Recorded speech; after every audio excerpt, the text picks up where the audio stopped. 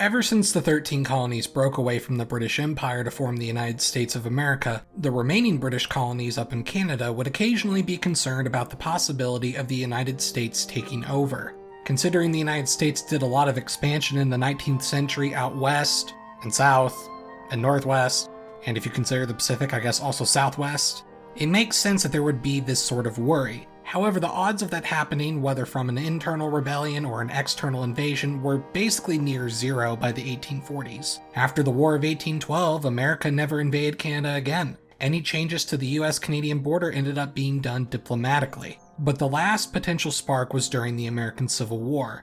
During the American Civil War, there was a brief incident known as the Trent Affair, where a British royal steamer with 2 Confederate envoys was seized by the US Navy. The Confederates were hoping to convince Britain to intervene on their side in the Civil War, and that never ended up happening. But the brash response by the US Navy did upset the British Empire. While that diplomatic incident would be resolved eventually, there was that short fear of a second front of the American Civil War opening up with British Canada. US politicians were briefly enraged at the British Empire, and therefore British Canada, for a short period even after the Civil War over those heightened tensions, resulting in a lot of silly rhetoric. One representative from Massachusetts in particular, named Nathaniel Banks, in 1866 wrote a bill proposing that the United States would annex British North America, aka Canada.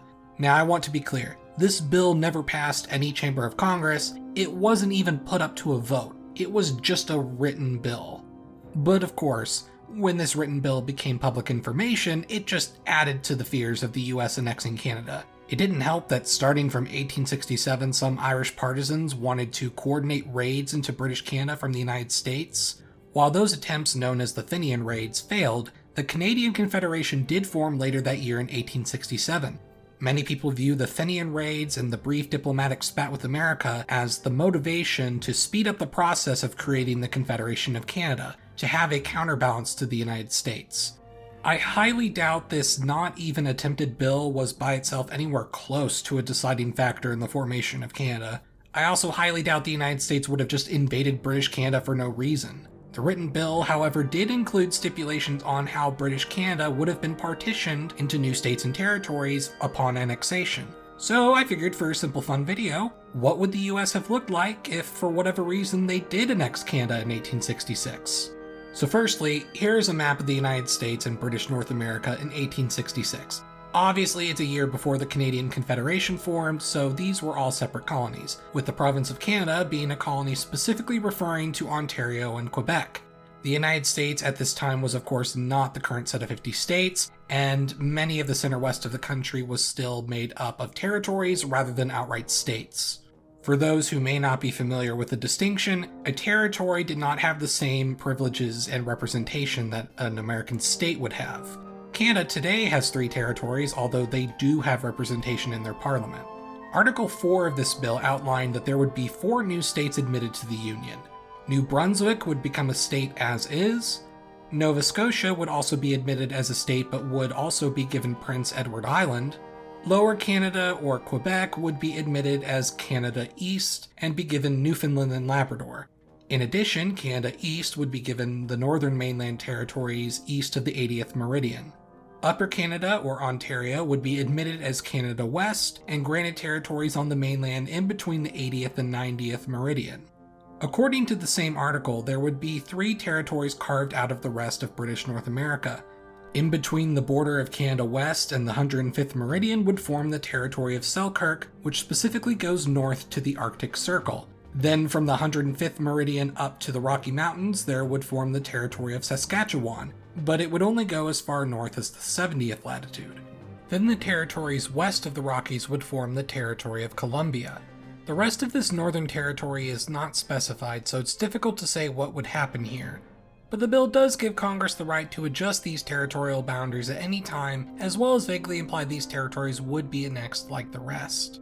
In the past, the United States has usually designated such leftover territories as unorganized territory, so I figure I might as well do the same here. Furthermore, the negotiations for purchasing Alaska from Russia were ongoing and ended in early 1867, so hypothetically, it's possible that this proposed bill would pass after these conclude. which means we'd also now add Alaska, creating the giant US-controlled North America that everyone always foams at the mouth over. To make things even more fun, how would this affect Congress? The bill did specify what the initial representation for each of the new states would be in Congress. According to Article 5, upon annexation, Canada West would have 12 seats in the House of Representatives, while Canada East would have 11, New Brunswick 2, and Nova Scotia 4. Since the US updated the proportioned representation every 10 years, about 3 years after the previous census, these numbers would change in 1873. But hey, that's still 5 to 6 years. The Canadian political divisions were more complicated than just liberal versus conservative at the time, so I don't really have a proper way to guess who they'd elect to Congress, but for the 1868 elections, they wouldn't have changed the overall outcome regardless. But what about the presidential election? Well, the Electoral College number is just the number of Senate and House seats put together, so the blank electoral map for a hypothetical 1868 election would look like this. Then if we go by the votes of the closest Canadian provincial elections and match those to the two main parties, then a likely result is something like this. While it would be a boost for Seymour and the Democrats, ultimately Grant would still win the election. So overall, the US randomly annexing Canada is a fun, wacky idea, but it's very implausible and it wouldn't have even likely have changed the outcome of the nearest election anyway. But either way, I hope you at least found this hypothetical interesting. I'm Emperor Tigerstar, and I'll see you guys next time.